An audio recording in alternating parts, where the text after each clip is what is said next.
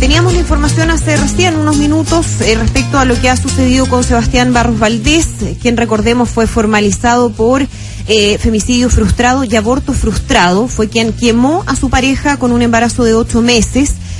Ha quedado con prisión preventiva y un plazo de investigación que se fijó en 90 días. Queremos hablar de la violencia, no solamente que ha sufrido esta mujer, sino que las agresiones a mujeres que se viven en nuestro país, lo que ocurre con los femicidios, intentos de femicidio y en general la situación de violencia de género. Estamos con Gloria Negroni, jueza de familia. Muchísimas gracias por acompañarnos aquí en la prueba de ADN. Hola, Gloria. Hola, gracias a ustedes. Bueno, comenzamos comentando un poco más allá de la situación puntual de esta mujer, que es realmente brutal por el nivel de violencia, ¿no?, que existe, pero noticias que permanentemente estamos escuchando respecto a violencia contra las mujeres. Y yo me hacía la pregunta respecto a de qué manera el Estado chileno se está haciendo cargo de esto, porque parece que ya se empieza a naturalizar la violencia contra las mujeres, ya no nos sorprende tanto, salvo casos tan extremos como este. Me gustaría conocer la opinión que tienes tú respecto justamente a eso. ¿Cuál es la protección que existe en Chile para las mujeres frente a este tipo de violencia? Bueno, te cuento, llevo 10 años trabajando en los tribunales de familia y efectivamente lo que uno ve es que las mujeres están denunciando muchísimo más. Yo creo que hoy día los dispositivos, tanto a nivel judicial, a nivel de carabineros, a nivel de policía en general, de fiscales, están mucho más alertas en relación a estos temas, pero lo que obviamente no estábamos acostumbrados a ver quizá era este nivel de violencia y casos donde efectivamente la condición de la mujer de vulnerabilidad frente a un embarazo, por ejemplo, hace que el caso sea más brutal, como tú lo señalabas, pero son situaciones que hemos visto durante años. O sea, esto no es nuevo. Lo que pasa es que hoy día, a propósito de las redes sociales, a propósito de la prensa, etcétera, estos casos están mucho más. Es que a eso justamente apunta mi pregunta, porque esto no es nuevo y eso es lo terrible.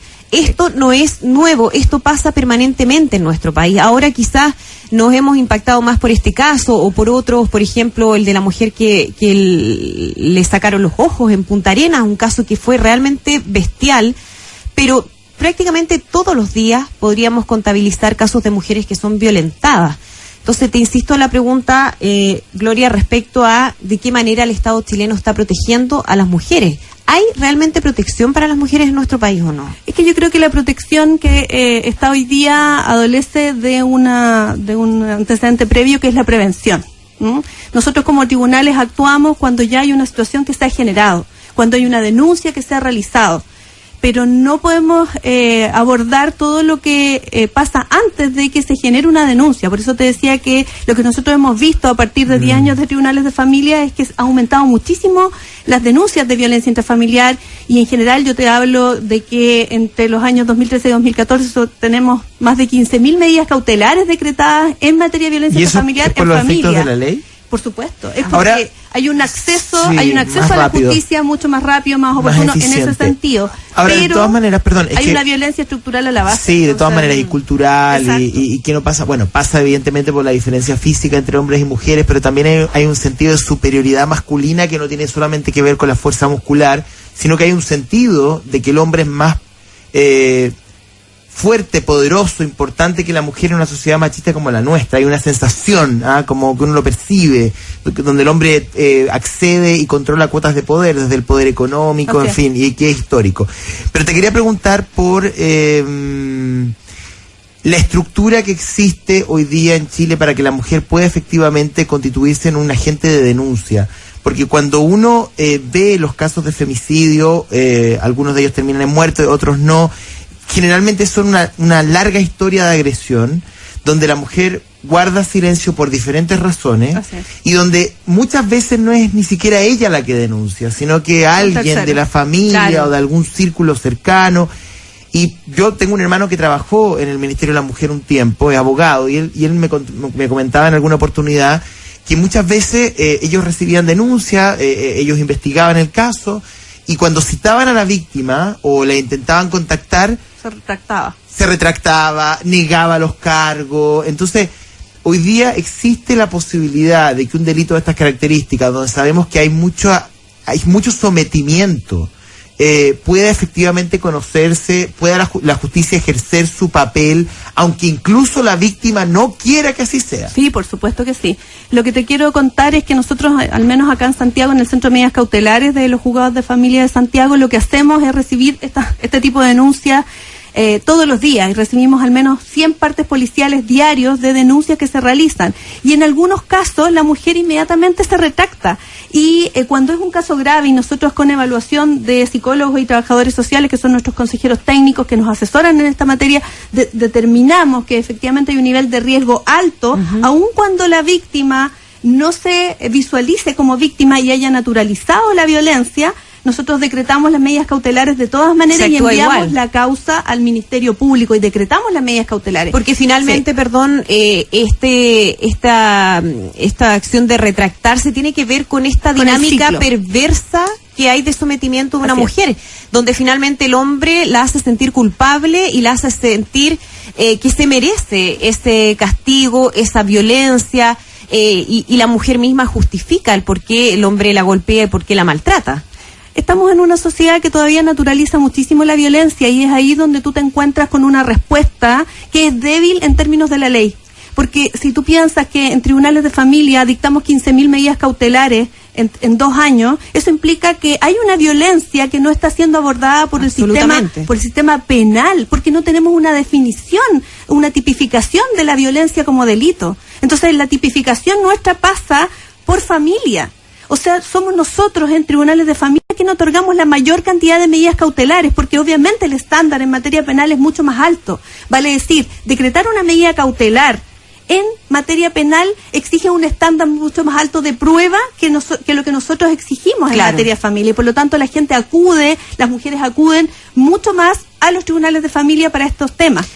Entonces, justamente yendo a ese tema, el tema de la ley, porque claro, podemos hablar del tema cultural y ahí hay una situación bastante más profunda, pero en el tema de la ley propiamente tal, ¿qué modificaciones habría que hacer o de qué manera se podría mejorar la ley para proteger mejor a las mujeres? Tipificar la violencia como delito. Como tal. Exacto, porque hoy día piensa tú que además, perdón, no solamente de las parejas, que ese también es un problema, ¿no? Si un hombre cualquiera agrede a una mujer, eso no entra dentro de la figura de femicidio. No, porque el femicidio está caracterizado por la relación de... Tiene que haber una relación de pareja, exacto, si no, no entra. Y por eso te digo que obviamente nuestra ley de violencia intrafamiliar es una ley familiarista. Vale decir, la protección y la cautela está dada en tribunales de familia. Cuando esto debería ser un asunto absolutamente distinto y transversal a cualquier grupo y a cualquier tipo de cultura, incluso, porque piensa que mucho de lo que ocurre tiene que ver con la etnia a la que se pertenezca y desde dónde vengas. Desde el punto de vista legal, para que fuera bien precisa, si yo agredo hoy día a una persona en la calle, persona que no conozco, agredo a un hombre y agredo a una mujer, desde el punto de vista de la ley, ¿es lo mismo? Hoy día es lo mismo. ¿Es lo mismo? Sí.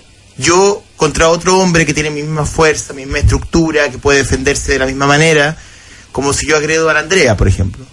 Yo la agredo a veces, de hecho. Sería mal conmigo.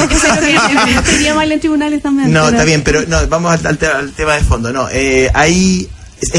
puedo creer que la ley lea lo mismo. Si hay lesiones, lo que se determina es las lesiones que hubo. Ahora, hay ciertos atenuantes y ciertos agravantes, pero no están relacionados con el género. Con el género, porque te insisto, nosotros no tenemos una ley de violencia de género.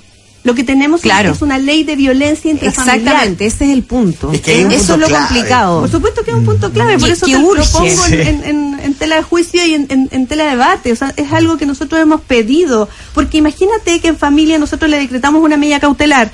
La señora, por este mismo ciclo de violencia, nosotros le decimos, señor, fuera de la casa. La señora no dice, bueno, es que ya con ¿cómo esto, se va a ir? Esta cartita la tengo bajo la manga, le voy a aguantar, que se quede, no importa, no sé qué. Y pasan al tribunal penal o a la fiscalía y el fiscal la llama y la señora no va a ir.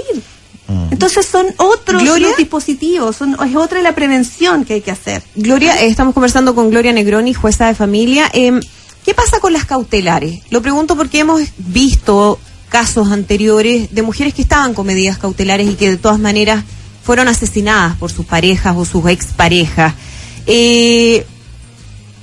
No hay suficiente capacidad de resguardar esas medidas cautelares, porque claro, yo la puedo dictar, queda en el papel y se supone que la mujer tiene que quedarse muy tranquila, pero resulta que a la hora en que el hombre se le va a meter a la casa con un cuchillo, no parece que tiene ningún tipo de posibilidad de defenderse frente a eso. Es complejo porque, como bien estábamos hablando, esto tiene mucho que ver con la emocionalidad que cruza las relaciones de pareja o de exparejas, ¿no? Entonces, cuando se cruza esa emocionalidad, muchas veces en esto de dar oportunidades, tú vas a dejar que la persona entre o vas a permitir que se acerque. Entonces, es una dinámica que pasa por otras cosas que no son necesariamente lo que nosotros podamos dictar. Es lo mismo que una pensión alimenticia, y esto yo lo digo siempre. Si yo te decreto y te dicto una maravillosa sentencia de pensión alimenticia, si el señor o la señora que está condenada a pagar la pensión no la quiere pagar, no la va a pagar igual. Esto es lo que pasa en materia de familia. Aquí hay que educar, o sea, esto es de mucho antes. Claro, la diferencia es que cuando estamos hablando de riesgo de vida de una persona, ya es una cuestión sumamente grave, porque, sí. ¿Sabes lo que pasa, Gloria? El otro día veía el caso, una idea o una iniciativa que estaban implementando en la comuna de Peñalolén, de una especie de botón de pánico para mujeres con agresiones de pareja. Pero parece una medida... con toda la buena voluntad que pueda tener la alcaldesa y la comuna, parece una medida aparte, una medida superficial para enfrentar el fondo del problema. Es que lamentablemente es así, porque lo que tú ves son años de historia de violencia y son basadas donde la violencia es naturalizada. Entonces, si tú donde una mujer vio que le pegaron a su mamá, a su abuela, a sus hermanas y considera que es parte de lo que le toca. Es el abuso sexual. Esto es transgeneracional. Si tú no cortas eso a partir de una buena prevención, desde la educación, desde los estereotipos de género, entonces desde los roles estereotipados, desde el tratamiento, lo que señala la convención. Claro, ¿qué es lo que señala la convención, Belén do Pará? Obviamente, para erradicar la violencia, tú tienes que partir de la base que esto es violencia y que no se puede permitir la violencia en ningún sentido. Y la violencia pasa muchas veces por naturalizar situaciones que obviamente no podemos naturalizar. ¿Y sientes que estamos trabajando en eso como país? Porque, claro, vemos de vez en cuando algunas campañas, ¿no? Pero parece ser de vez en cuando. Y claramente de vez en cuando nos sirve. Es que claramente nos sirve. Y yo te diría que después de 10 años de judicatura de familia, los temas de infancia, de familia, de adolescencia, los problemas de violencia, son problemas que nosotros vemos todos los días y en los que no necesariamente se toman todas las medidas. Y basta ver la ley de presupuesto. ¿Qué presupuesto tienen las instituciones que abordan esta medida? ¿Qué presupuesto tiene una medida que consiste en que el agresor haga una terapia? ¿Qué obligatoriedad le da la ley a que el agresor, el presunto agresor o agresora, reciba una terapia? Claro, porque ese agresor después va a agredir a otra mujer. Entonces el problema se va a extender. Que no va a una terapia también es susceptible de ser agredida por la siguiente pareja. Entonces, y que sus hijos repliquen la historia. Por lo tanto, te digo, estos son temas transgeneracionales y no se abordan desde una política pública que realmente priorice en la prevención. Vamos a seguir viendo estos casos y lamentablemente no solo en materia de violencia, sino también en los temas de infancia graves, en los temas de familia en general, y por supuesto esto afecta a la sociedad completa. Entonces es realmente algo que hay que abordar. Absolutamente, muy preocupante, varias deudas que tenemos como país frente a esta situación. Muy claro, Gloria, muchísimas gracias por acompañarnos aquí en la prueba de ADN. Gracias a ustedes. Gloria, muy interesante entrevista, gracias, que estés muy bien. Muy bien.